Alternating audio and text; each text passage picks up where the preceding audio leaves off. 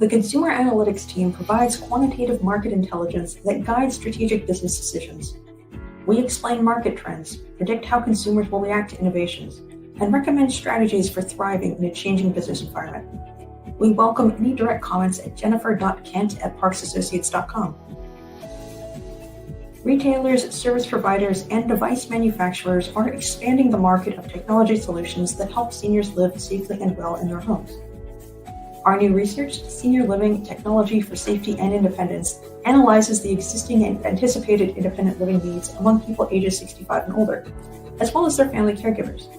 It explores seniors' use of technology, attitudes towards and use of PERS and telehealth solutions, and tests interest and likelihood to buy selected solutions and services, including those enabled by smart home technologies and products. Key questions addressed include the following. What is the market size and characteristics for family caregiving solutions? What are the drivers and barriers of solution adoption? Which channels do consumers most prefer acquiring solutions from? What features and functionalities do family caregivers look for in solutions? How does the independent seniors market differ from the family caregiver market? How are seniors approaching the telehealth and connected health device markets? Our analysts are constantly studying this market and provide regular updates on the consumer healthcare market, including service features, key service differentiators, device adoption, pricing and business models, updates on existing players, and the impact on the caregiver market.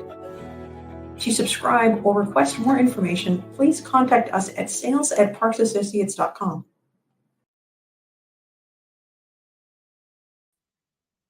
Hello, everyone, and welcome to our Connected Health Summit.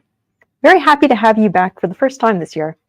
And if it is your first time attending, welcome. This series of events is focused on health and health technologies, really looking at new innovations and keeping patients and consumers engaged. The theme of today's discussion is Health Tech Revolutions, taking a special peek at the world of connected devices and strategies. If you haven't met me before, I'm Kristen Hannick, Research Director here at Parks Associates. I lead our coverage of digital health generally, as well as a few other areas. I'm speaking with different folks across the industry, designing our research initiatives.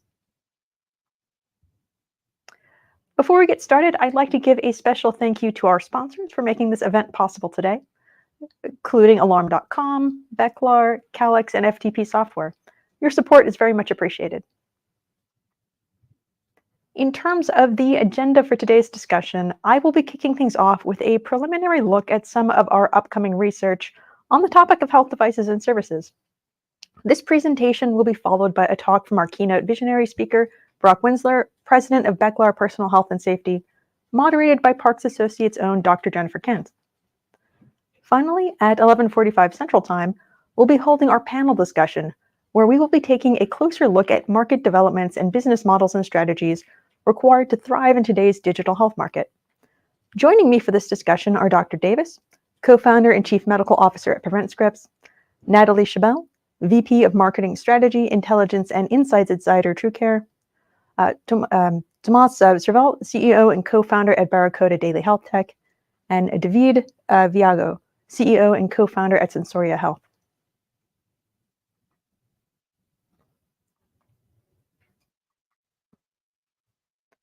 Over the past year, we have seen three main trends really emerge and take center stage. These include wearables reaching majority adoption among U.S. internet households, strong interest in advanced health and safety features and functions, and an emergent market for safety and security solutions among the young and fit. Wearables have reached nearly 50% adoption among U.S. internet households. Nearly half of U.S. internet households own and use a wearable health device, defined as a smartwatch, fitness tracker, or GPS sports watch. This growth has been led by smartwatches and the smartwatch market, even as connected health as a whole has hit a lull, and adoption of other product classes such as fitness trackers and GPS sports watches declines.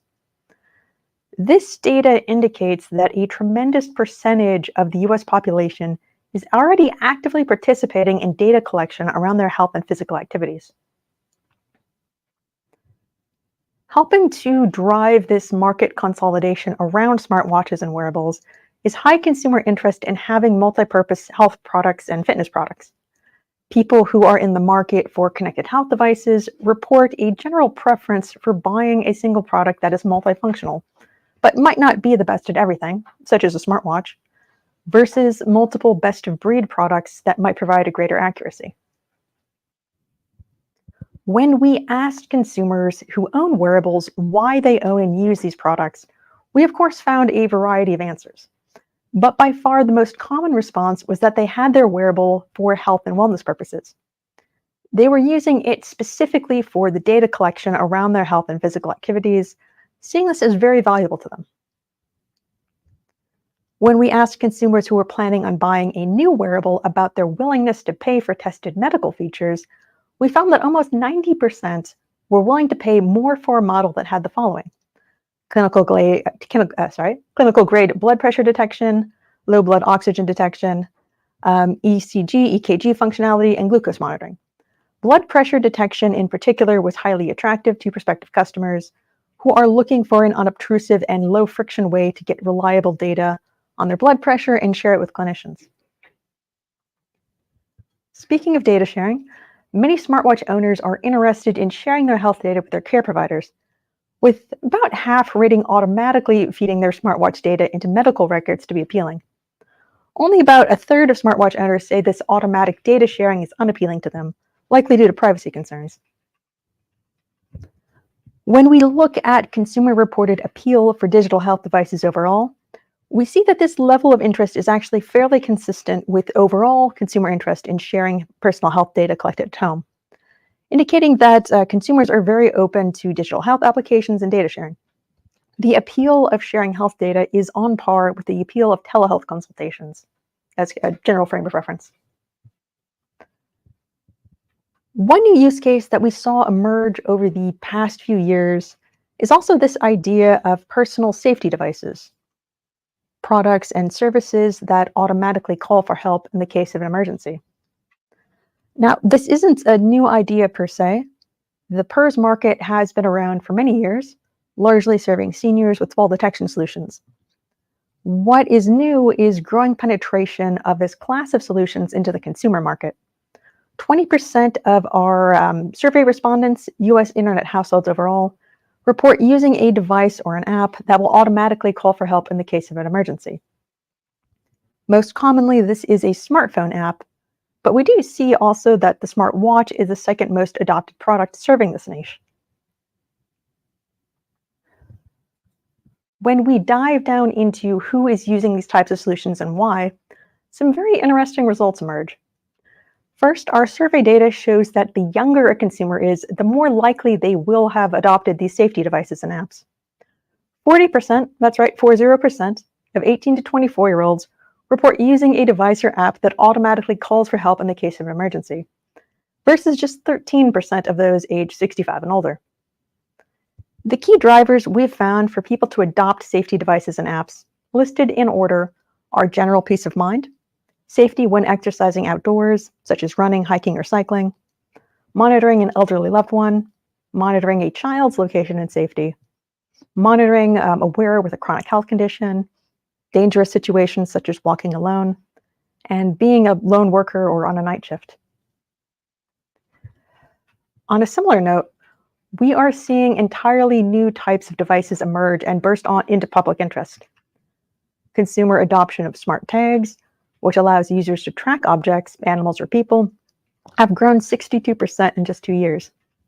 This is over 4 million new households adopting this device class, which speaks to the demand consumers have for these different types of classes of applications. In summation, we have seen that high adoption of connected health devices, especially wearables, are creating a new opportunity for data collection and data sharing. Consumers are willing to pay for advanced health features and medical-related functions, blood pressure in particular highly in demand. Whoever gets this right has an enormous opportunity in front of them. Also, safety and security solutions, although they benefit seniors quite a bit, probably shouldn't be limited to them. There's an enormous interest and demand among younger folks, and adoption by younger folks will remove some of the stigma that seniors face. Will anyone be embarrassed at using a fall detection solution that their very active grandchild personally uses and recommends? Thanks everyone so very much for joining me for this presentation. The study that these results came from, Wearables, Advances in Health and Safety and More, will be available in July. Coming up next is our keynote visionary speaker, Brock Winsler, President of Beckler Personal Health and Safety.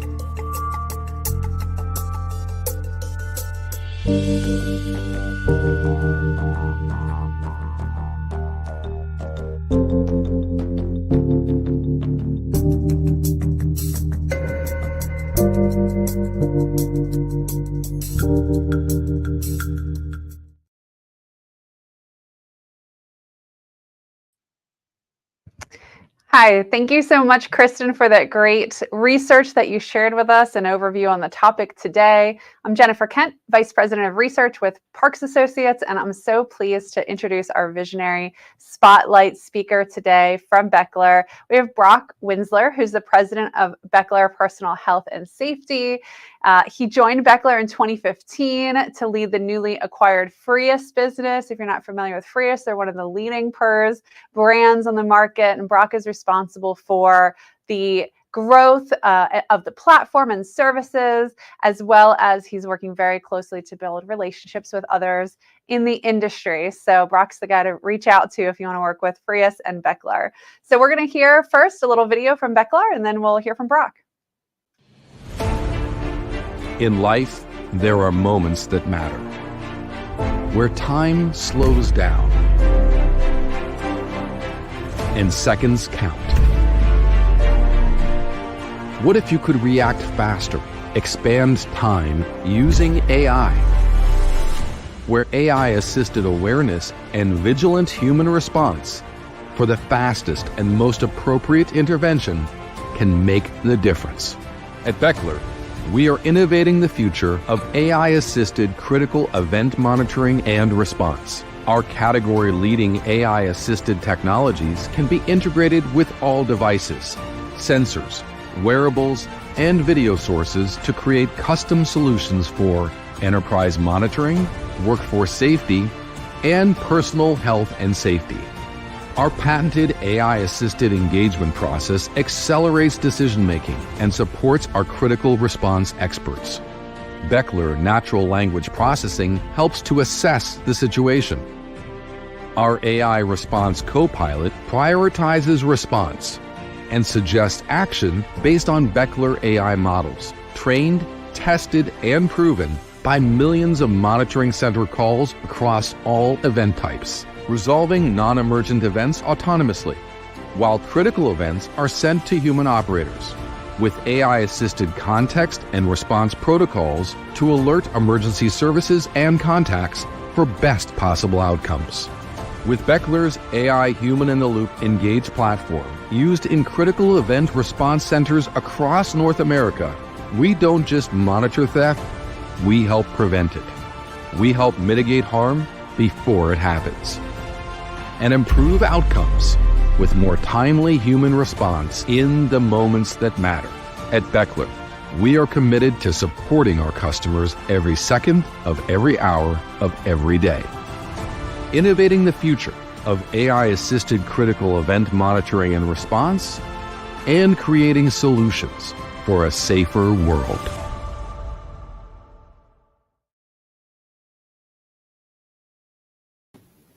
Awesome. Thank you, Jennifer, and thank you for the introduction.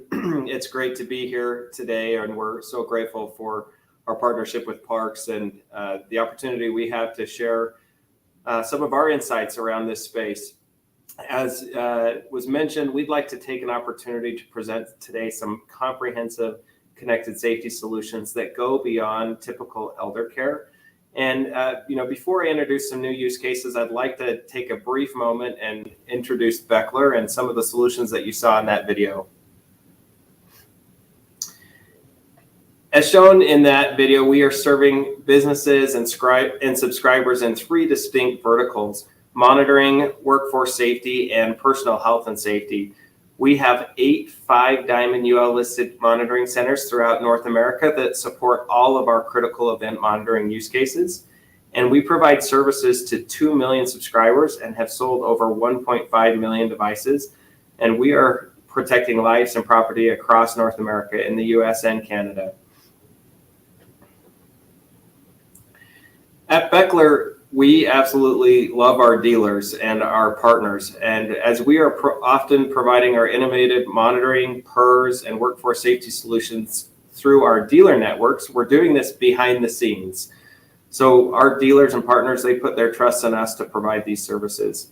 Our integrated safety platform allows our partners to have access to a market-leading device portfolio, which you saw in that video with both wearables and pendants. And we are launching new devices regularly and innovating on the devices that we have. We also have innovative apps that support the unique features of our services and customer engagement that is extending our services beyond your typical reactive approach to PERS and into proactive action. All of this is supported by our unmatched dealer support, intuitive business insights, and easy-to-use platforms that can be both used online and via API. And as Kristen mentioned earlier, Parks Research illustrates that there are motivations for adopting emergency devices beyond elder care. And at Beckler, we recognize this need and considered how could we leverage our connected safety ecosystem and expertise to improve the health and safety of individuals in other markets. In critical moments, every second counts, and a lot of our business is built around seconds. And so our solutions are supported by our AI-powered platform, and we are using this Beckler AI-powered Engage platform to accelerate response through AI-assisted awareness, assessment, and prioritization of actions. And this ensures the fastest intervention. As you can see here on this slide, there's just a few use cases that we support through our connected safety ecosystem and critical event response centers. And in the subsequent slides, I'm going to talk a little bit more about how we're innovating and pivoting to provide services to other verticals and industries that need help in the moments that matter. At Beckler, we have found that while we protect many people and many situations, oftentimes the people that are providing critical service to others also need protection themselves. And so we have decided to extend our services that we've traditionally used to protect the aging population to now protect others, even those that are serving the aging population. So I'll talk briefly about two use cases that, in this case, that we've innovated to extend our platform to support other groups. The first one is a group called People in Need. People in Need is a nonprofit organization that we are working with, and they are providing humanitarian aid to critical regions around the world, even in the Ukraine. People in Need had a challenge keeping track of their team members working in hostile areas, communicating with them, helping them to avoid other hostile areas or areas that have become hostile, and getting head counts or check-ins. So with our connected safety solutions and our digital worker safety platform, we are providing people in need an easy-to-use tool that helps them to keep track of their workers at all times. And they are able to do this using our GPS and check-in features. The tool also allows them to use our geofencing capabilities to mark areas that should be avoided or that have become hostile or are looking to become hostile. Using our dashboard, People in Need can see who has responded to check-ins and who hasn't. And if a worker encounters a hostile situation, they can activate their application SOS to request help and notify the team or our monitoring center that help is needed. And for the second example, we have witnessed an increasing, we'll go back one slide still, sorry. And for the second example, we have witnessed an increasing need for protecting social workers that are in the homes of at-risk individuals in North America. So Beckler recently contracted with a state government to provide emergency services for over 1,700 social workers. And in this case, we provide a very discreet Bluetooth safety button that pairs with the worker's smartphone and our workers and with our applications. And so if they're at someone's home and they're having an in-home visit and the visit escalates to a dangerous situation, using that discreet safety button, they can press the button and create an alarm, which will send help to the worker when that help is needed most. Both of these use cases have extended our ecosystem to serve new markets and improve safety. So now let's talk a little bit about how we've extended our platform to protect thousands of workers that find themselves in risky situations. And as you would expect, while we're protecting workers from your traditional slips, trips, falls, and other emergency events, we have a new use case that is having a major impact on North American worker safety and compliance. Workers across the world suffer from heat-related illness, which can even become fatal. And so our heat stress tools are helping to protect workers and prevent accidents from happening. Utilizing the wet bulb globe temperature, the most accurate representation of what the human body can actually experience in hot environments, we are able to provide useful information to workers and to help prevent and even mitigate heat-related safety incidents. Safety managers can go into our applications and they can outline the type of clothing that is being worn, the exertion levels, and even the identified heat zone from no heat risk to extreme heat risk. And workers will receive notifications that will help the worker to plan for the environment and the work that is to be completed. So we spoke to our customers about heat-related illness, determine what we could do to make our solution even more effective. And as a result of these conversations, we've added some customizations to our tool that go beyond even what OSHA recommends for this type of notification. And this makes our tools more effective for the workers. For example, our latest release allows companies to customize message frequency so that it doesn't become noise in areas with consistent extreme heat. This innovation backlog that we have is driven by our needs of our customers, and this is supported by our experience in protecting people across many platforms and verticals. At Beckler, for those of you that know us or that have met us, we are known for protecting nearly 1 million individuals in our aging populations through our network of dealers. We are very grateful for the opportunity we have to serve this population, and we take it very seriously. Our experience Our experience in knowing what is needed by this demographic has helped us to partner with senior living technology companies to enhance the experience for their residents. We're talking mostly about independent living facilities. And while we provide the typical PERS and fall detection services, we are also partnering with these companies to provide proactive care to residents of independent living facilities. This proactive care allows us to report back valuable data like steps or first motion of the day to loved ones and even resident operators. Our tools can be used to reach out to residents to identify other valuable data sets that can help to assess if they're okay and even create a wellness score. For example, if the resident has started to move less than they are used to moving, or if, for example, they've been walking 4,000 steps a day and they begin to only walk 1,000 to 2,000 steps a day, our platform can pick up on these changes and we can initiate contact with the user to start asking them questions through our automated Engage platform. We might ask them questions like, how did you sleep last night? Have you taken your medication? Do you have an appetite?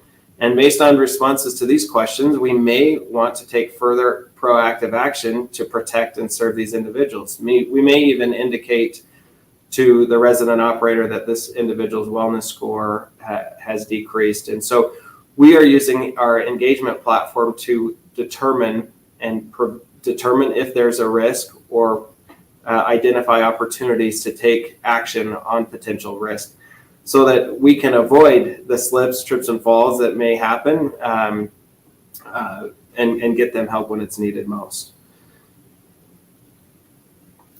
So these innovations just represent a subset of the work that we're doing to support our growing list of use cases to be there in the moments and matter. And I want to thank, again, Parks for the opportunity to share some of our insights with you today. And I'd be happy to take some questions. Brock, thank you so much. And yes, a great reminder to the audience that you are able to put questions into the Q&A tab, or there's also a chat tab. Our staff will see that and pull those questions in for us. Brock, thank you so much for kind of giving us that overview, and especially interesting how your services are expanding to kind of new areas. Interesting to see or to hear whether or not the attention and rise in digital health generally is starting to open up these other opportunities where other markets that maybe weren't really thinking about using digital tools or IoT devices to track worker health or safety going into homes. You mentioned social workers, huge deal for private duty nurses, right? Home care, hospital at home, we're sending healthcare workers into the home now and thinking about their safety. How is the kind of general rise of digital health really impacting the PERS market? Yeah, that's a great question. I think that previously data was not maybe as accessible or available, and as data and technology has advanced, previously, when we started out 30, 40 years ago, businesses had a button in a box. It was calling through a landline. That evolved into the early 2010s where we were getting devices that could send information over a cellular network. And then companies started to think about what else can we add to this device beyond fall detection. And so then it's evolved into activity monitoring and step tracking and even up and about alerts. And now we're moving into, well, we have these devices. Why are we only using them for emergency response and just reaching out to why aren't we reaching out to the subscriber and engaging them to gather more data? And it doesn't have to be through the actual emergency device itself. It also can be through through text or email or through their home phone, but to gather more data to assess how are they doing. Can we get information that will assess, that'll help us to prevent, these slips, trips, and falls before they happen. And in the worker space, it was a natural shift and a natural pivot. What we saw in the worker space is, in some cases, we find companies that do really have a duty of care and they want to protect their employees. They want to make sure they're healthy. They want to use it as a recruitment tool to make sure that they know they care about them. Other companies have been, seeing the risks and have even experienced risk events. And so we do have people reach out to us and say, we had an event, we had a worker that fell, they had a heart attack, they sat alone. And this is a true story. We had a worker in a large, million+ square foot manufacturing facility, had a heart attack, sat on the floor for 7 minutes before anybody noticed him, while people were hustling and bustling right around him. And so these are the types of events that we can protect against, and that we're seeing use cases for today.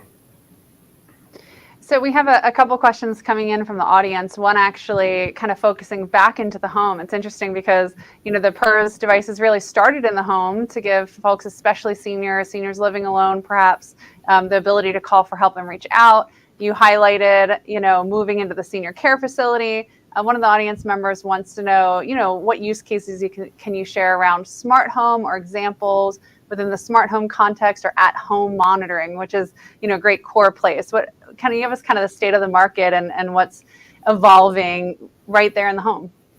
Yeah, great question. And as I mentioned, a lot has changed. And at the core of what all of us do in this space is we do provide that emergency response, and it is supported by monitoring centers across the United States that are able to provide that response. There are new technologies available that are, again, active in collecting data to assess the well-being of the users. Probably the best example I can give is, if you have a loved one that you're not able to be close to them, or you're living in a different state, we are seeing some loved ones or caregivers wanting to have a better sense of what's going on. And so I'll talk briefly about what we are doing in the home, but we have a caregiver application, and that application allows a son or daughter to log in and see what's going on with mom or dad. And some of the best use cases we have is obviously the activity monitoring, the steps tracking that I spoke about.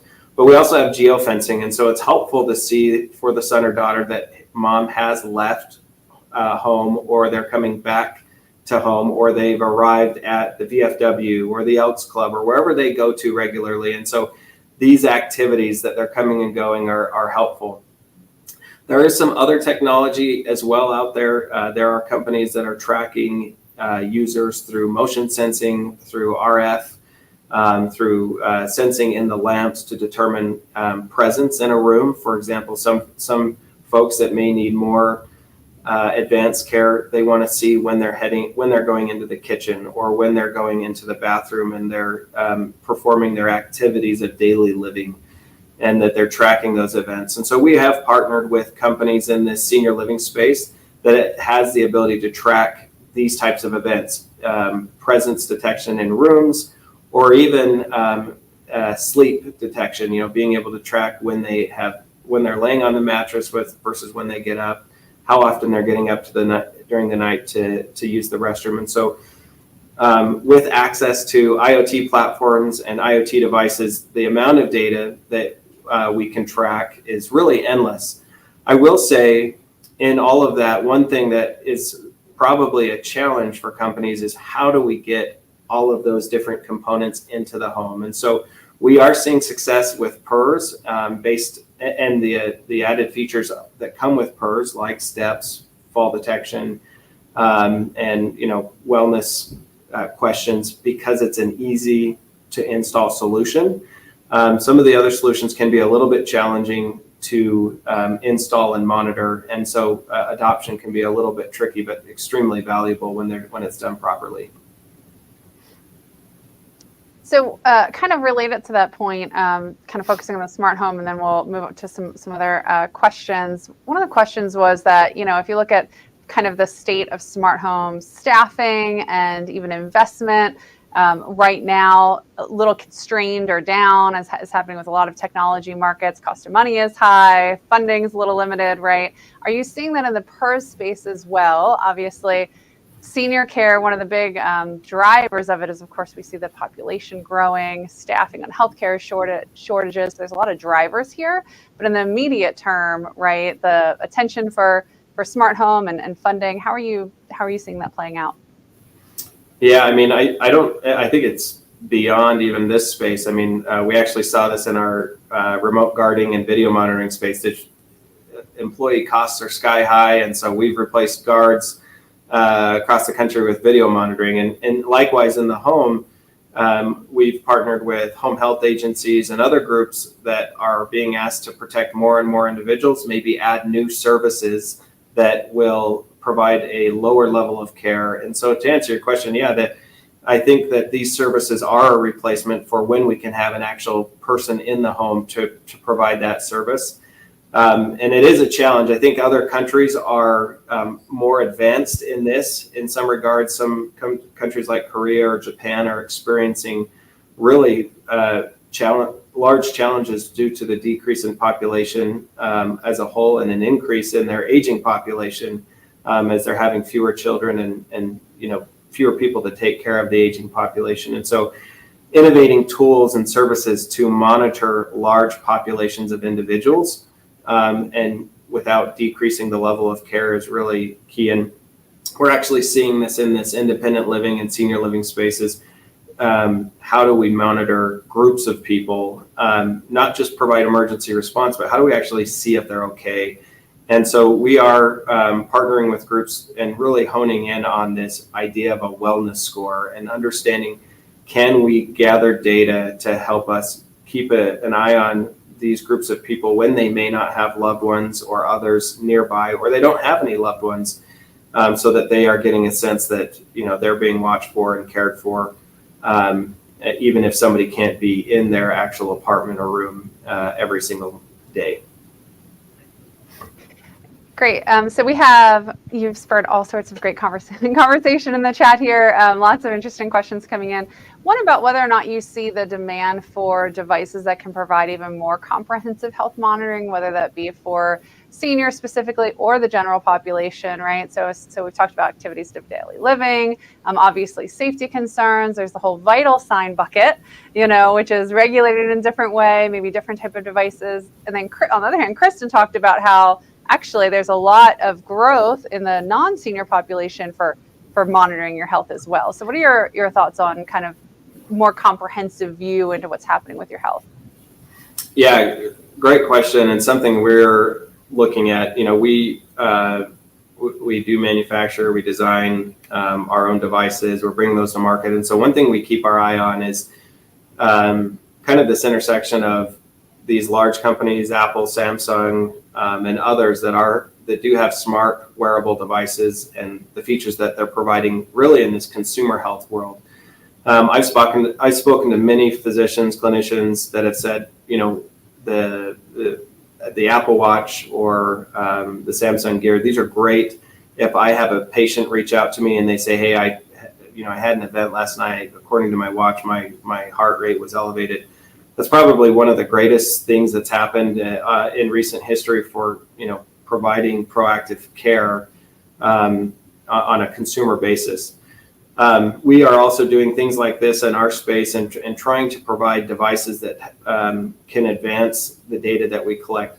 I think one data point that I'll bring up here, and I think something that's been challenging that we're all trying to solve, is if you need participation by the resident, the senior, the aging population, or whomever we're tracking, even if it's a worker, if they need to put a device on, if they need to step on a scale, or if they need to do an actual test over time, and this became really evident in 2020 and beyond with RPM, participation was just a huge problem. Compliance was a problem because we're not passively collecting this data, and we're requiring the users to do what we think they should do: step on the scale, check their blood pressure. And so we really need to continue moving technology in the direction of passively collecting this data so that we make it easier on the user, specifically on the aging population. It can be very challenging to remember to weigh themselves or remember to do a blood pressure test. So we are looking at ways to passively do that to mitigate some of the challenges of needing to do the active test. We have used our AI and engagement platforms to remind and to encourage that positive behavior, but we are always looking at technology. I think one of the ones that's most challenging. There are devices out there that are gathering blood pressure information on the wrist, but very challenging still. I think technology, and it's highly regulated. What's accurate, what isn't accurate. But I think some of the lower hanging fruit, obviously, pulse, heart rate, oxygen levels, and even heat or temperature sensing is information that we're able to passively provide much better. Awesome. I'm glad you brought up AI, because I was going to ask about that. Your great video really touched on the AI pieces of the platform when we're talking about activities of daily living, flagging abnormalities. I mean, a lot of that is AI and really trying to push the industry from this very kind of reactive approach to maybe being more proactive. And then the question I had for you is then how do we get to using it for engagement? Obviously, generative AI, conversational AI tools are meant to be creative or that conversational, right? So how do you see AI playing in kind of maybe the next wave of innovation here in the industry, where we move from reactive to proactive to engaging? Yeah, great question. We started building an AI platform several years ago. It's probably been 5 years, and we've literally taken millions of inbound calls and really been trying to hone our skills on this idea of, collecting a quantitative answer versus a qualitative answer. And what we found is often if you ask people a yes or no question, they don't give you a yes or no answer. And we really like this idea of mixing technology, AI, with the human element and combining that to create positive outcomes. And so today, what we are doing is we're gathering data, and we're hearing these answers that are sometimes yes or no answer or questions, but not always yes or no answers. And we're collecting that to say, what did they really intend by the way they answered this question? We've seen specifically with seniors that they're very reluctant to ask for help. And so if you call somebody and you say, how are you feeling? Sometimes you'll be getting a question, well, I'm okay, but in reality, they're not doing okay. So can we actually hear in their voice that they're not doing as well as they think they're doing? And can we create actions based off of that? And really it comes off of handling millions of calls and collecting that data and tuning the models so that we're providing better outcomes.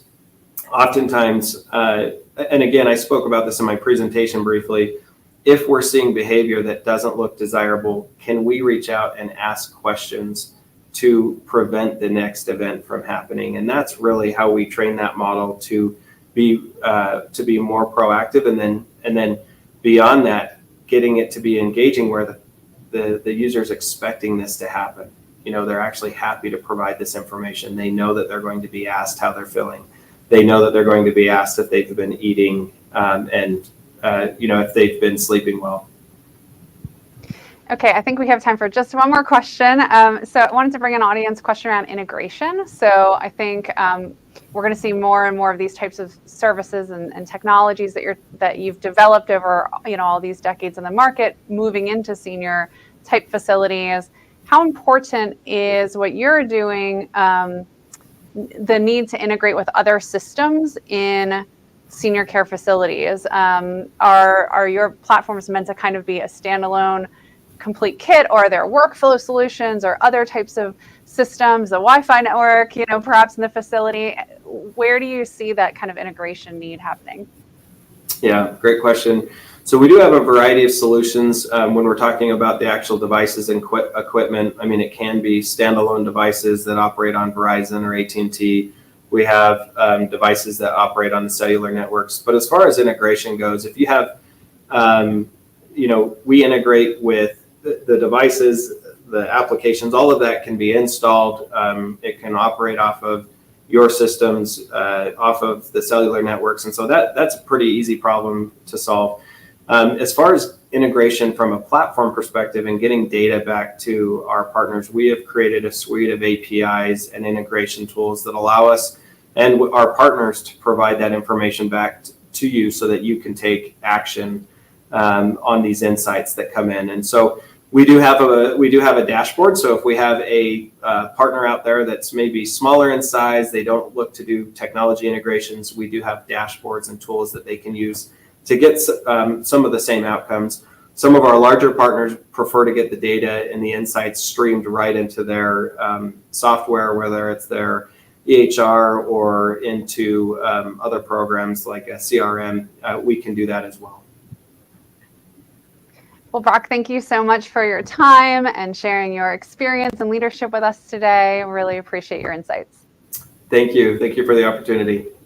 Absolutely. And give us just another minute and we'll be back with our panel discussion.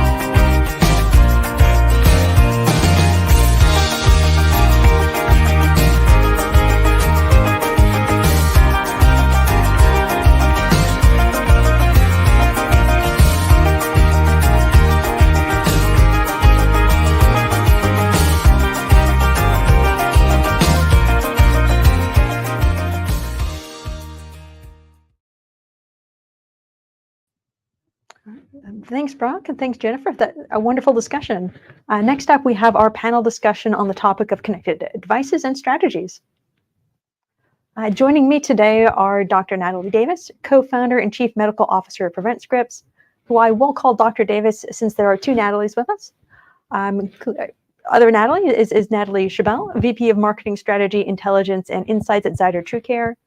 We also have joining us today Thomas Serval, CEO and co-founder of Barracuda Daily Health Tech, as well as David Viagino, CEO and co-founder of Sensoria Health. Dr. Davis, can you maybe take just a couple of minutes to tell us a little bit about yourself and about PreventScripts? Hi there. Thanks so much, everyone, for being here today and looking forward to the discussion. I'm Dr. Natalie Davis. I am a pediatrician, originally from Kentucky, did my medical school at University of Kentucky, my pediatrics at Washington University, St. Louis. And after practicing in St. Louis for nearly a decade, moved back home to Kentucky and just noticed that colleagues, friends from high school were dying suddenly in their 50s of cardiometabolic disorders. And it didn't sit right with me. Simultaneously, patients were coming in using apps, various consumer apps. And I just sort of saw this trickle of engagement in their minds. And then my immediate next thought was, I didn't provide that value. A mobile app provided that value. And then the next thought is that wouldn't it be great as a provider to have access to that data in the back end, the patient's user data? And so this is how I came together with my co-founders, and we created PreventScripts, which is a decision support platform to help primary care providers identify risk and stratify their population by motivation levels. And then we pair that with custom interventions according to the patient's stage of change and condition. We're very happy to have you here with us today, Dr. Dimas, and very much looking forward to hearing your perspective on some of these different topics. Thank you. Also joining us today, Natalie Chabelle, VP of Marketing Strategy, Intelligence, and Insights at Zyder TrueCare. Natalie, can you maybe tell us a little bit about yourself, about your background? You have had a very storied career. Sure. Thanks so much for having me. Hi, everyone. I'm Natalie Chabelle. I'm the VP of Marketing Strategy, Intelligence, and Insights at Zyder TrueCare. I've been here for about a year, but my former life was as an analyst at Forrester Research, where I served as VP Research Director, and before that, a VP Principal Analyst, looking at emerging technologies, retail health, predictions and trends. Was a wonderful time there and got to work with some amazing people. Prior to that, I spent a year with the Centers for Disease Control, mitigating the COVID-19 response, specifically on the National Wastewater Surveillance System. And I spent a total of 12 years in the U.S. Navy, combined active duty and reserve, as an environmental health officer, which is the specialty of the Medical Service Corps. So not the most traditional path to marketing, but absolutely each thing in my background certainly contributed to what I'm doing at Zyder TrueCare today. Zyder TrueCare is a leading clinically driven AI-powered healthcare and services company. Our main mission is to deliver optimal health outcomes through integrated care solutions that focus on value-based healthcare for our clients. We help our clients enhance health outcomes, reduce healthcare costs, and provide exceptional experiences for both their patients and their members. And as a value-based care enablement company, we offer comprehensive solutions for population health management, and that includes advanced care, case and utilization management. Our key capabilities include integrated tools for case management and longitudinal care, optimization of resource use to reduce costs, and enhance claims processing and administrative capabilities. We also provide advanced data analytics for patient tracking and outcomes measurement, tools for quality measurement and reporting, and medication management services to ensure patient safety and adherence. Additionally, we support health services at the home and in the community through our home and community services. You see all of our solutions on the PowerPoint slide there. They're all cloud-based and modular, ensuring flexibility, scalability, and ease of integration. We leverage AI into all of our solutions to drive smarter, data-driven decisions. We have features like prior authorization intake, HEDIS care gap insights, and automated pre-call summaries. I also want to stress that security and compliance is very important to us. We are HITRUST certified, adhering to stringent security protocols and privacy regulations to safeguard our patient and member data. We're very proud of our strong market presence. We currently serve over 45 million patients and members with our solutions. Our customer base includes providers, payers, and the government, including two of the largest health plans in the United States. Looking ahead, we're focused on advancing our AI capabilities. We're committed to fostering long-term partnerships with health plans to help them enhance their members' health outcomes, reduce costs, and improve patient experiences. I'd also be remiss if I didn't mention that next week we're having a huge release, release 24.1. We'll be hosting a release week that starts on Monday the 24th and extends through June 28th. So be sure to head to Zyder.com, connect with us on social media, and that's where you can hear about all our latest product features and read about our thought leadership. That's a quick snapshot of Zyder TrueCare. Happy to follow up after the call if anyone has any additional questions or would like a demo. So thank you very much for having me.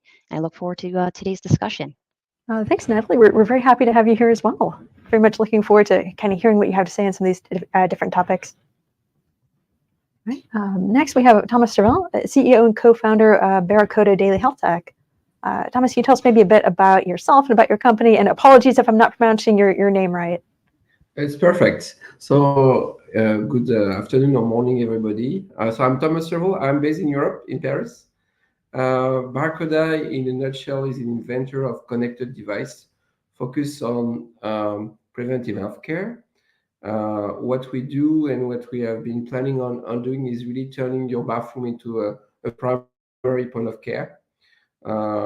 Initially, we started inventing smart toothbrushes, so we were the first to integrate AI in a toothbrush to check the way we are brushing your teeth, addressing a $120 billion market. But down the road, because we had this partnership with Colgate, we started looking at how can we use the data we can collect in the bathroom to actually have a better understanding of people's behavior. And we built the platform we call BeConnect, which is to summarize a platform to take good habits. Since a lot of the preventive healthcare is based on improper or poor hygiene habits, washing your hand, brushing your teeth, and it has a huge impact on people's health.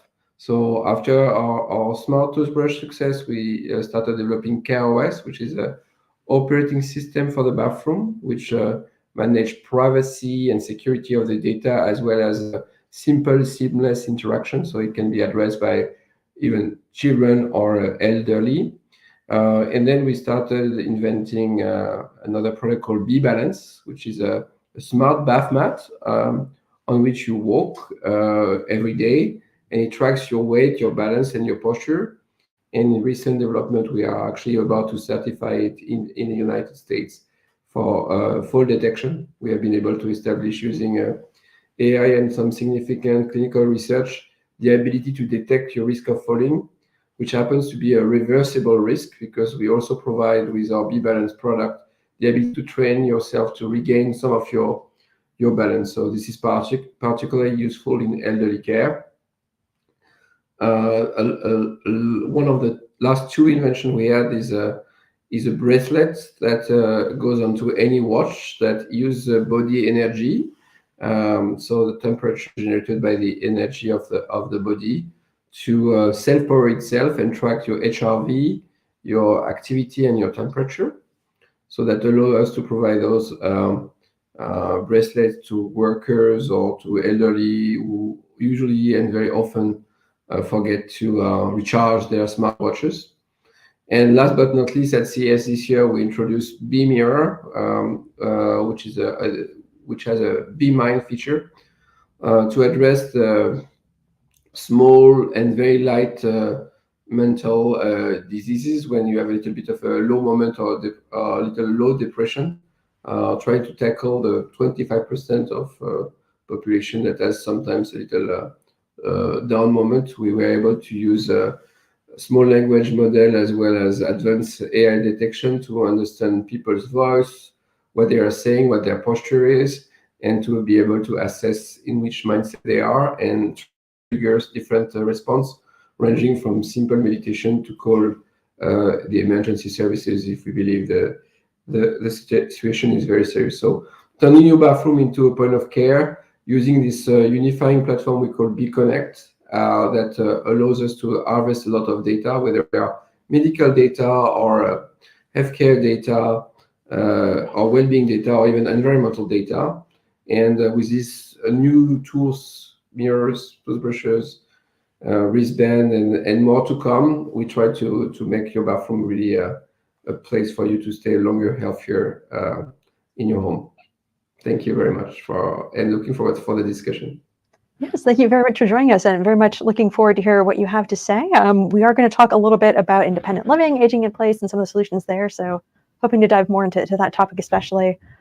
But yes, last and certainly not least, we have with us here today David, apologies, I know I'm pronouncing your name wrong, Vigano, CEO, co-founder, Sensoria. Thank you. My name is Davide Vigano, but I respond to almost anything by now, so appreciate your introduction. I'm co-founder and CEO of Sensoria. Sensoria is based in Redmond, Washington. A little bit about my background. I'm a former Microsoft. I spent over 23 years with the company. Joined as an intern, left as a partner level executive a few years ago. I was in charge of the healthcare products, Health Vault and Amalga, before Azure and AWS were created. Those were my products before they were sold to GE. At that time, we decided to leave the company, and we realized that people are simply not using their medical devices. Adherence is plaguing the medical device industry, primarily when we're asking patients to do something at home. And the previous presenter, actually Brock, talked about the necessity of collecting data in a passive way. Well, we all wake up in the morning and we do the same things as consumers before patients. Most of us wake up, most of us take a shower, and probably all of us in general put our clothes on. So we put garments and footwear products on. That's part of the consumer workflow. So our hypothesis with Sensoria was, how do we convert every single piece of clothing into something that is a biometric sensing data collection platform, all the way from the most commonly used garments and footwear, all the way to mobile applications and cloud systems. The name Sensoria means data fusion, sensor, and IA in Italian means intelligenza artificiale, which is, of course, AI. So it's actually spelled the opposite way, but it means exactly the same thing. We started the company over 8 years ago with the vision that artificial intelligence would change healthcare. Since then, we have been able to deliver on our vision to convert even the most commonly used textile garments into biometric sensing data collection, passive data collection devices. Let me underline passive. So just to make it more fun, this is a sock, looks like a sock, feels like a sock, but we have been able to design, develop, and deliver textile pressure sensors that we can embed at the plantar area of the foot. And the sensors, the textile pressure sensors, communicate to a 9-axis IMU. We call this Sensoria Core. Is a square inch in size and a third of an ounce in weight. And this device collects, of course, gait assessment data. So we can actually see balance data. We can see step time variability data. We can see basically all the gait metrics that clinicians study in med school to collect and predict potentially the risk of fall. We have developed a dedicated mobile application called Sensoria Walk, which is free and available on the Google App Store right now. I encourage you to take a look at it. We are honored to work with the Michael J. Fox Foundation for Parkinson's patients. We are honored to work with the Shepherd Institute in Atlanta on multiple sclerosis patients. We're really extending the Gait Lab outside of the lab. Another example of one of our solutions is the clinically validated boot that you see here. This is called Defender. It's a mechanically offloading boot for diabetic foot ulceration.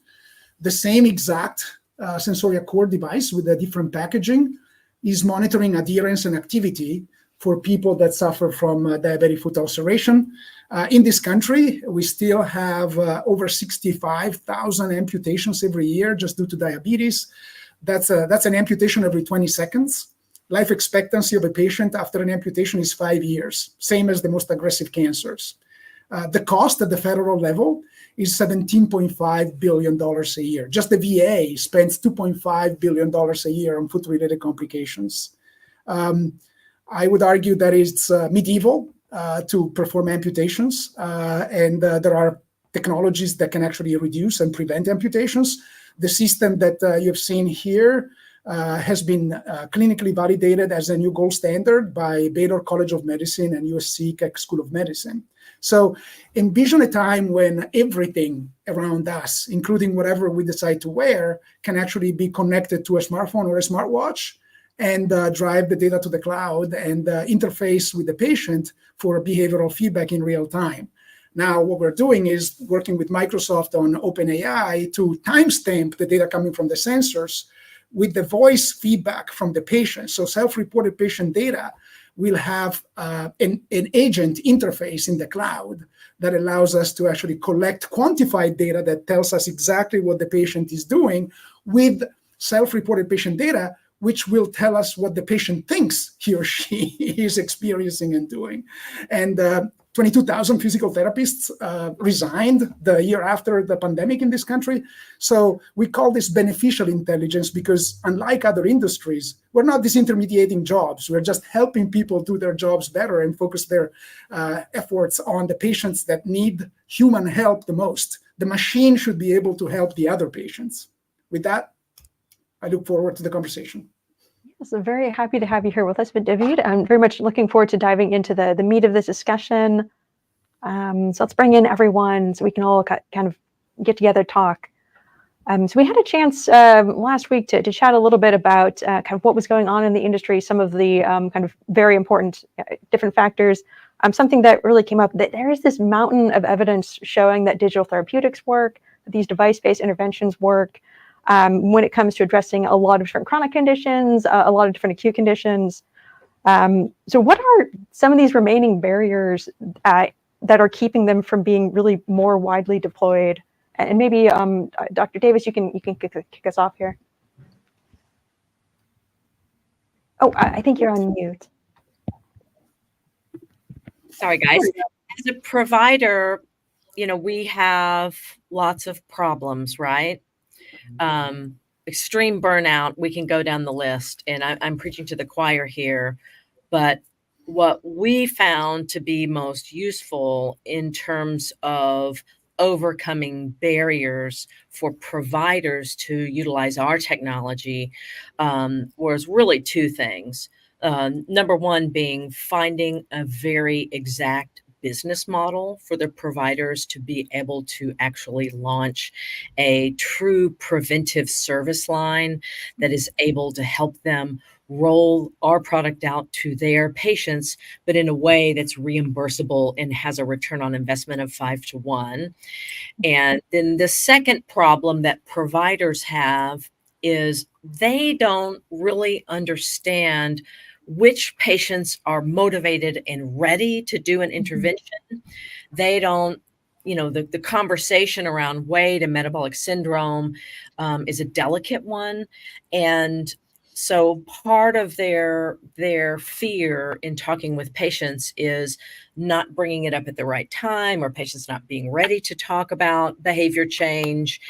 And so part of our work is to streamline that process and to sort of serve up these patients that are ready to talk about behavior change and weight and metabolic syndrome. So I love David's product. I can't wait to hear more about it, because I'm ready to get some socks, for some of our remote monitoring enrolled patients, and to partner with him. But we are working very, very upstream of this. We're working in the 13 to younger elder 74 age group in a very upstream preventive approach. And so for providers, two things: revenue model. Number two, understanding which patients are good candidates for these interventions. And then I'd add a quick third thing. Big problem for patients is there's no shortage of patient-generated data, right? There's a fire hose of data coming in. But from the provider's perspective, the data is not actionable. It's not filtered, number two. And number three, it's not coming into me at a time when I can actually do something about it. So it's not coming in at the right time of my day when I'm seeing 40 patients to be able to create an actionable event. And so those are really the three top provider problems we have been working to solve with PreventScripts. Yes, I think the how do I get paid is kind of one of the biggest challenges here too, and complicated, of course, by the ongoing transition we're trying to do to value-based care, and the fact that we're still kind of stuck in this reimbursement model. Right. It's a two-sided, if you sort of imagine this cycle, the RVU rev cycle, right? That's going, but then you have the upside risk cycle, and even, many providers that are moving into full risk. And so really the challenge is to straddle those two business models and to be able to help providers successfully cross that hurdle from one into the next. And so with our customers, we take some risk as well. Yes, there is that. Yeah, that element is still there. So kind of talking about some of these different barriers in place, kind of what is maybe keeping kind of the healthcare industry from more widely deploying some of these technologies. Natalie, you've been studying these markets as well. kind of in kind of your past roles, your present roles? Kind of what are you seeing? Sure. Absolutely echo everything that Dr. Davis mentioned. And I also wanted to open the door on data privacy and security concerns. That's a significant barrier today. We all have heard about the Change Healthcare cybersecurity attack. They're still doing estimates, but they're estimating by the time the numbers are calculated, about a third of the American population will be affected by the cybersecurity breach. So when you're looking at digital therapeutics, it's a tremendous amount of data. In 2022, it was actually over 2,000 exabytes of data. 1 exabyte is 1,000 petabytes. So a tremendous amount of data. How do we harness that data? How do we make sure that it's secure from breaches and misuse? That's a paramount challenge that we have to look at. And when you have a data breach, it can erode trust and deter a lot of patients and providers from using digital health solutions. So companies really need to invest in cybersecurity measures and comply with regulations like HIPAA here in the US, GDPR in Europe. That can be costly and it can be complex, especially for smaller startup companies getting involved. My research at Forrester really highlighted that evolving security threats are a major concern, particularly as decentralized clinical trials are now becoming more popular, as well as remote work and real-world data collection is gaining traction. And so we have to be mindful of that when we're developing these solutions. I also want to focus on interoperability with all this data. There has to be open standards so that we can get this data into electronic health records so that physicians can use it and use it at the right time and can actually act on data. Echoing what Dr. Davis said, I think that's super important, and that to be really competitive in the remote patient monitoring industry, in addition to all the data flow that providers need to have access to, there needs to be a team that augments and that can review the data and work with care teams when they don't have enough staff to take on that type of responsibility. And I think that's really important as the prevalence of chronic disease is rising, right? 4 out of 10 have 1 or more chronic diseases. Actually 2 or more chronic diseases, and we have an aging population. By 2030, 20% will be over the age of 65. So I think that's going to be 2 main focus areas that we need to look at when advancing this technology sector. Yes, there is going to be just incredibly enormous need, I think, for preventative care, both really today, we need it today, but also especially over the next few decades when we're going to see, kind of, as you said, this increasingly aging population. We have had an ongoing obesity epidemic. So metabolic disease is kind of increasingly prominent. So maybe diving in a little bit deeper on this topic of kind of preventative care, value-based care. David and Tomas, you both mentioned kind of some of the different solutions that you had in the market today. So really hoping to, looking to kind of take on this question of improving care outcomes with these preventative solutions. Different stages of prevention, I would say. Tomas, you're more about kind of earlier up in the stream, as Dr. Davis was saying, and David, you're more focused on, okay, we've already had maybe 1 incident. How do we prevent more? How do we get the patient really back on track? Can you talk maybe a little bit about kind of what is going on in this market for preventative care, kind of in the different aspects you are? And of course, Tomas, you're serving more the French market, so not necessarily fully active in the US, but you're looking at that entry. So actually we are not. There is no market in France. So to make things simple, if we were sticking to the French market, we would be dead for 5 years. So there is absolutely no market in France for preventive primary care. So basically we have to play with compliance. So that's tertiary prevention, as it's labeled in at least in Europe, which basically is as a best and most stable business model. We are talking about, you have a condition and we want to make sure you're taking your drugs, or you're taking your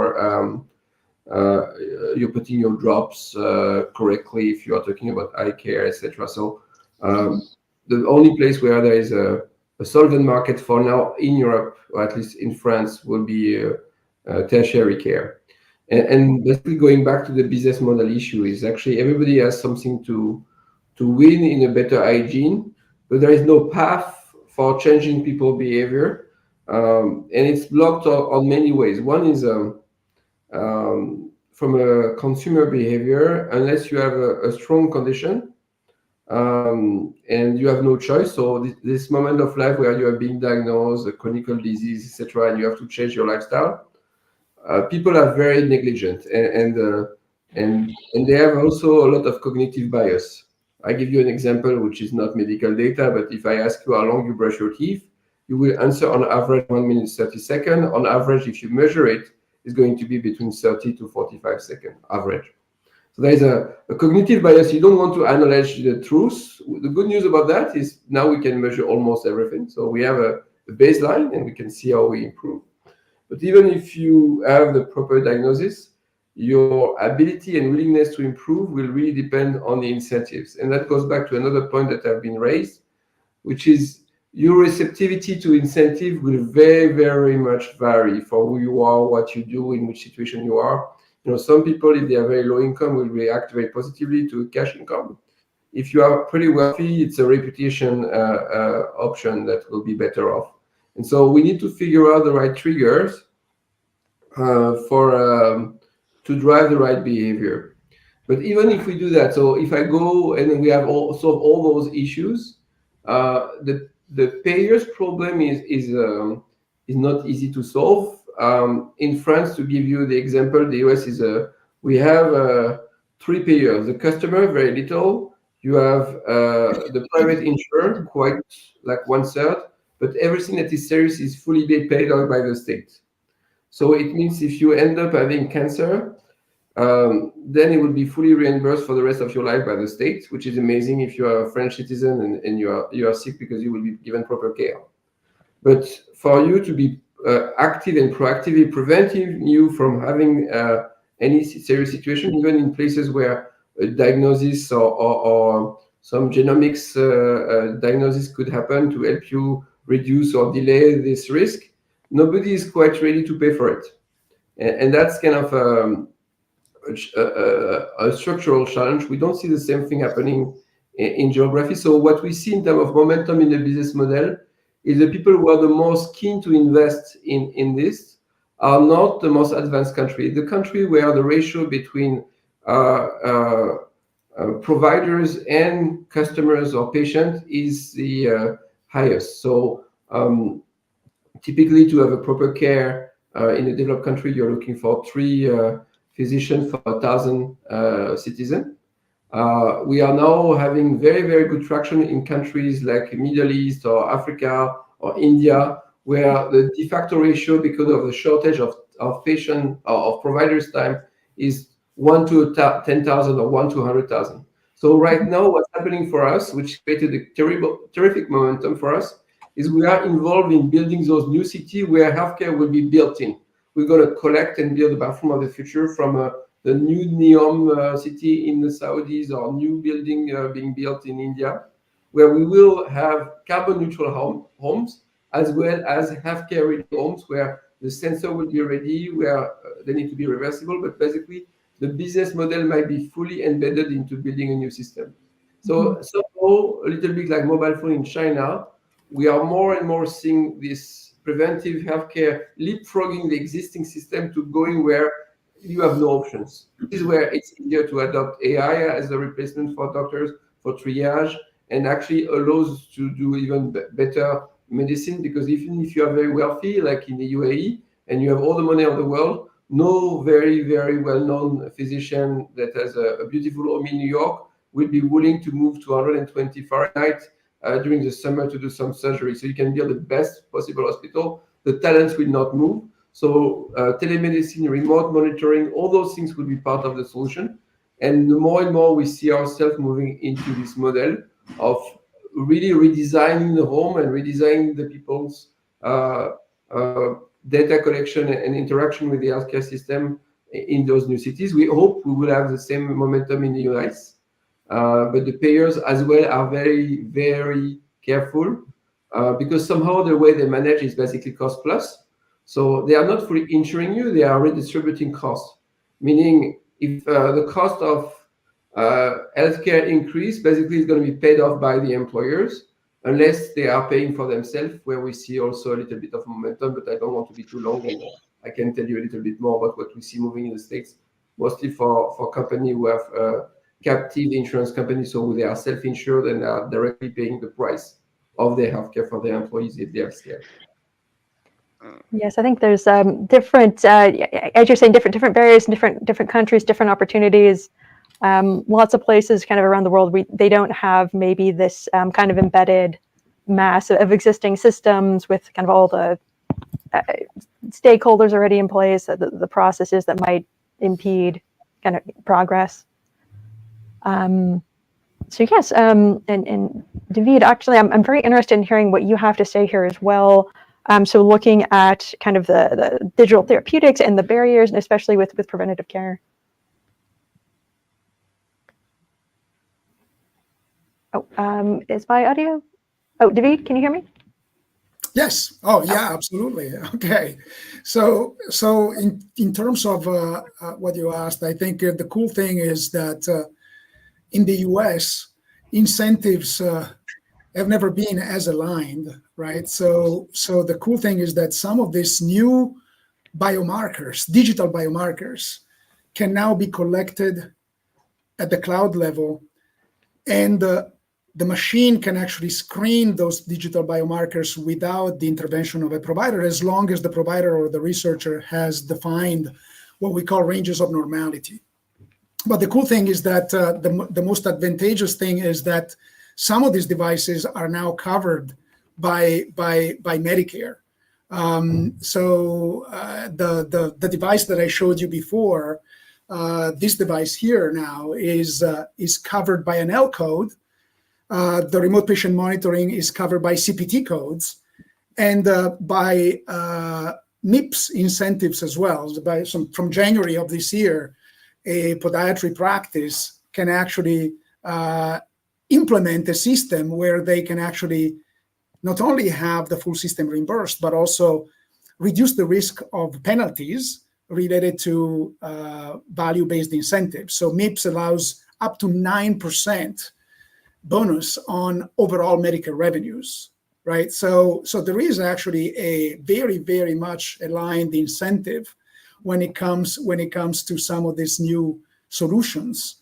And of course, at the federal level, the capabilities that we have can also reduce the cost for the taxpayer. So we call this a win-win-win, right? It's a win for the patient. In this case, is preventing an amputation. In the case of a clinician, we focus the clinician's time on the patients that really need help the most.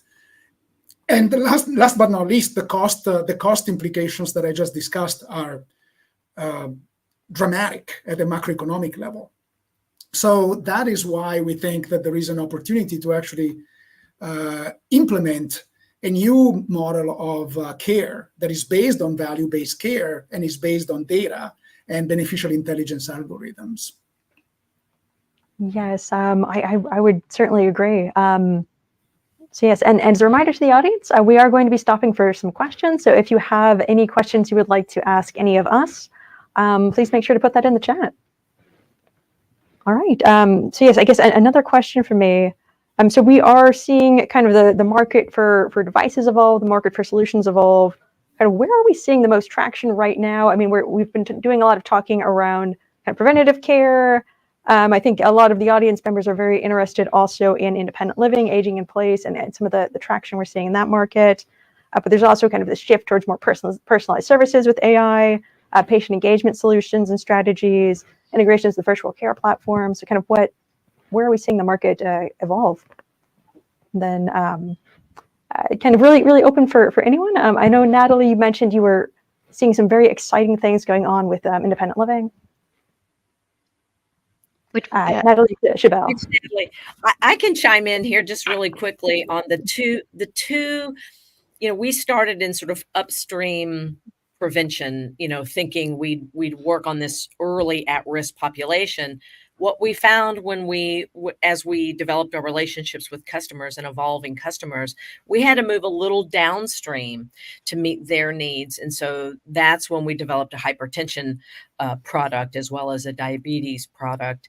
And so now we're even moving into, in a co-development project, into a heart failure module, as well as that teenage obesity group, because the average age of type 2 diabetes diagnosis in kids, unfortunately, is 14. So if you wait to 17, you've waited too long. So, we have a lot of middle schoolers and early high schoolers with severe metabolic syndrome. And this is a disease that just crashes into, chronic disease and kidney failure very, very quickly. So, we've expanded according to our customer feedback, and that teenage as well as the older heart failure group are two very key interests that providers have. Yes, especially with teenagers. I can just envision this really affecting the rest of their lives. So best to take care of it really as soon as possible. Yeah, I agree. Only 23% of the adult population is active today. So, when we look at the potential for smart wearables, that's particularly exciting. About 30% of adults use wearable health devices today, everything from fitness trackers and smartwatches to help monitor their health. But we have to now spread that to those individuals who are not already wearing them, to some of the, especially to our adolescent youth, so that we can help reinforce good health habits. In terms of connected health devices, about 80 million Americans are using those devices, such as blood pressure monitors, glucose monitors, and smart scales. They're helping with chronic disease management, reducing potentially avoidable hospital visits and readmissions, and helping to improve patient outcomes. The global digital health market, including those connected health devices, is humongous. It's projected to reach about $510 billion by next year. And this is only going to continue to grow. So lots of potential there, to help more Americans utilize these devices and get more comfortable with them. Yes, I'd say an absolute lot of potential. And David, you mentioned a little bit earlier as well, one of the new use cases and applications you were looking for with your own current solution. So potentially kind of talking with Microsoft and OpenAI to have the audio notes. Something I'm interested in, what is the impact of Gen AI maybe on a little bit of what we're doing here in terms of kind of better serving patients and maybe collecting more types of data that we haven't been able to before? Sure. That's a great question, Kristen. I think you probably know that Microsoft acquired a company called Nuance a couple of years ago. Their product was called Dragon. I'm sure Dr. Davis knows that. I mean, of course, it's all about collecting and dictation of notes. Now, imagine extending note-taking to the patient. Why should the clinician take notes? I mean, the patient is probably better equipped to take his own notes, right? So why don't we just redelegate that part of that function to the patient? And that's what large language models and SLM as well, so edge computing SLMs can do. I don't know if I can actually share my screen here, but I'd love to actually show you what that means if you'd like. So imagine a patient at a high risk of fall. So imagine a patient with peripheral neuropathy. Imagine a patient with a neurological condition like MS or Parkinson's. And now imagine collecting real-time dynamic balance data from just wearing socks. That patient is probably wearing socks every day anyway. So we're not changing the human behavior. We're just simply asking the patient to keep doing what he has done for his last years of his life, right? So at the same time, that patient can talk to a smartwatch application and just simply say, I'm experiencing a freeze of gait event. Freeze of gait fog. Freeze of gait event is very, very common in Parkinson's patients, as an example. So talking about data, one patient out of three in this country when a person, actually a healthy person over 65 years of age, falls each year. For a Parkinson's patient at the same age, the risk of falls is 5 times that, right? So, and when there is a freeze of gait event, imagine being able to have a therapeutic component that we're actually embedding now into the sock. So we're actually putting small haptic motors into the sock that allow the patient to tap on a smartwatch and engage those motors with the vibration of an intensity and a frequency that a neurologist has defined for them. There is no interaction with the clinician. The clinician has already prescribed the digital biomarker interaction. Of course, this has broad implications about med compliance. So let's assume that that patient is not walking. There is a degradation of gait. The first thing that the agent, the beneficial intelligence agent, is going to tell the patient is, did you take your medicines today? If the patient responds with voice, yes, I did, then of course there is an escalation of care, because guess what? The cocktail of drugs that patient is taking, the efficacy of that is just not there anymore, right? So I'm sure Dr. Davis would want to know at that point, only when the patient has already said, number one, there is a degradation of gait. Number two, I have taken my drugs this morning, and this is the way I'm walking right now. I don't feel good. I don't feel good at all. And the quantified data confirms the self-reported patient data. That is where beneficial intelligence and large language models come into play. Yes. Oh, Tomas, if you're talking, I think you're on mute. Okay, so sorry. Barracuda is one of the largest team of AI. French has some keen interest in AI, and we are kind of big in AI. So we have one of the largest AI healthcare team in France. So we are working on the large language model and small language model in various applications. One thing I think is not properly captured when people look at large language model is they try to reduce it into language. But basically, we have sign language. We have many ways to express and provide a language beyond what human would call a language. And that is allowing and enabling us to do some revolution in terms of interface. In our smart mirrors, in our smart bath mat, basically what we know works is to be invisible. And one of the true disruption that the recent large and small language model have provided is provided multimodal information, whether it's your voice or your posture or some data sets that we can collect with all the biometrics sensor that exists around us. We can define some kind of a richer language about your condition, and that allows us to not interfere with your daily life unless there is something important to be said, which we know every time we ask any patient or any user to do something extra, it's like the extra click, which will make you drop 80% in taking good habits and in even the adherence to the compliance to a prescription. Simplicity and invisibility are kind of the most important factors, and so we have many evidence of that.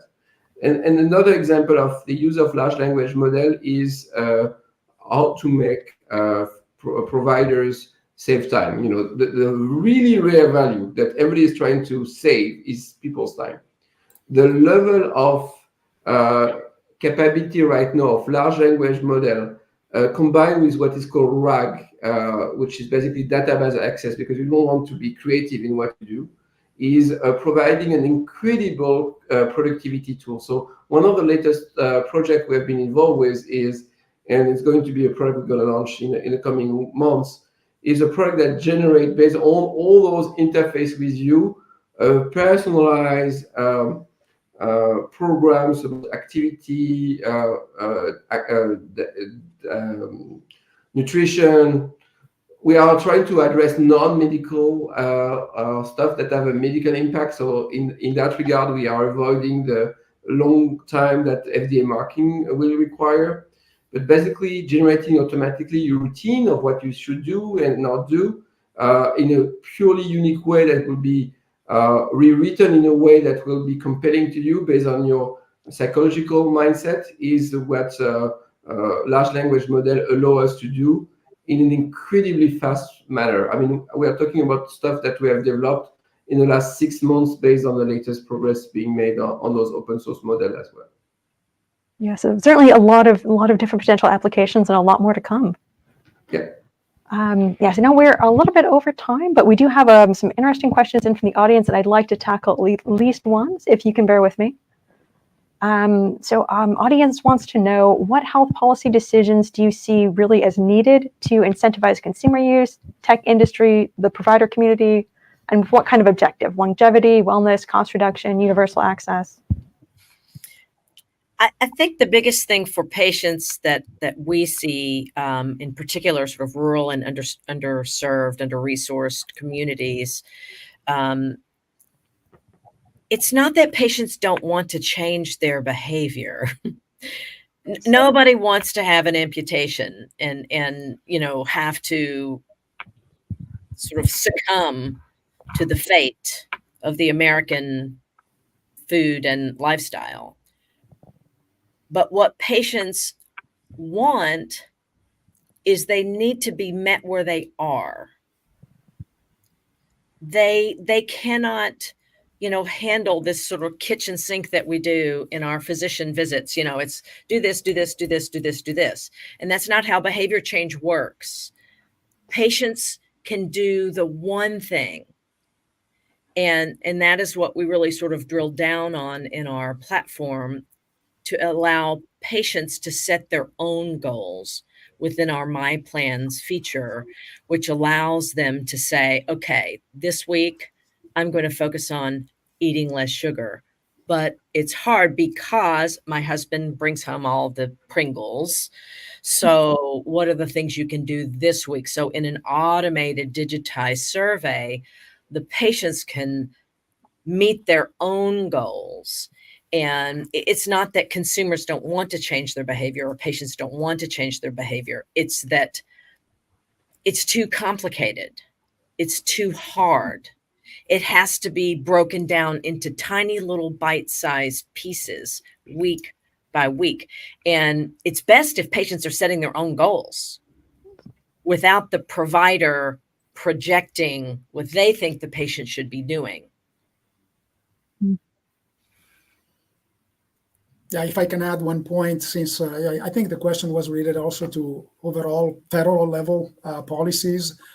I think incentivizing anything that is going towards the win-win-win type of approach that we talked about, it, right? If it is good for the patient, if it is good for a clinician, if it is good for a taxpayer, we should incentivize the use of beneficial, or I call it beneficial intelligence, because there is nothing artificial about it, right? So in this case, it's very pragmatic and very meaningful.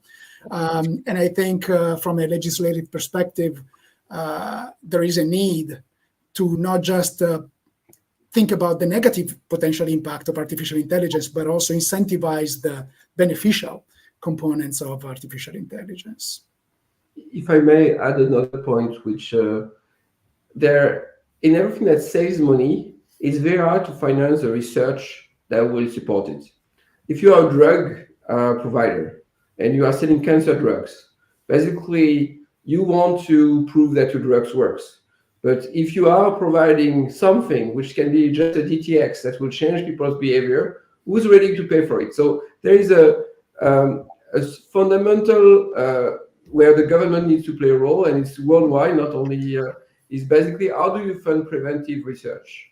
And there is a big gap between the amounts of money that can be provided to drugs research to increase care of patients and all the things that are free to use or free to do, and under which we now have the data collection with what is called real data. We have access to so many databases, but nobody is fully incentivized to do it. And that should be the golden prize where most of the money of the government should go, because private money will always fund drugs discovery. But who will pay for the research on preventive healthcare? We are still looking for it. Yes, I think what we've seen with drugs is if you're able to make enough money with it, people will do it. So how do you have people make money with preventative care? I'd like to expand on that just for a moment. And there's really a need for expanding reimbursement for RPM services to cover a wider range of conditions and patient populations. Right now, RPM reimbursement is often limited to specific conditions such as chronic diseases. So there's a huge need to expand coverage to include acute care management, post-operative care, preventive care, and that could really help broaden the use of RPM. So I think that's something that we really need to focus on with the increased prevalence of chronic diseases that we see today. Yes, absolutely. Very much agree. We are a little bit over time. Unfortunately, this was a wonderful discussion and very happy to kind of chat with all of you, hear your thoughts. Very much appreciated. Thank you very much. Absolutely. It's been a pleasure. Yes, thanks everyone for joining us. Hopefully we will see you again at our next event coming up in August on the topic of health and home modern lifestyles. And yes, and as a reminder, Parks Associates, we are a full featured market research firm. So in addition to our Connected House Summit, we do other types of events and initiatives. So we offer a series of white papers throughout the year. You can commission. We offer a webinar series, podcasts, so on and so forth. Also different events, including our Connection Summit, which focuses a bit more on the smart home segment, Smart Energy Summit, Smart Spaces, and feature a video as well. If you would like to learn more, here are the folks to talk to. Ashton Gambro, who leads our events and marketing division, Jason Paris, VP of Business Development, and Mindy Sue, VP of Marketing. Thank you all, everyone.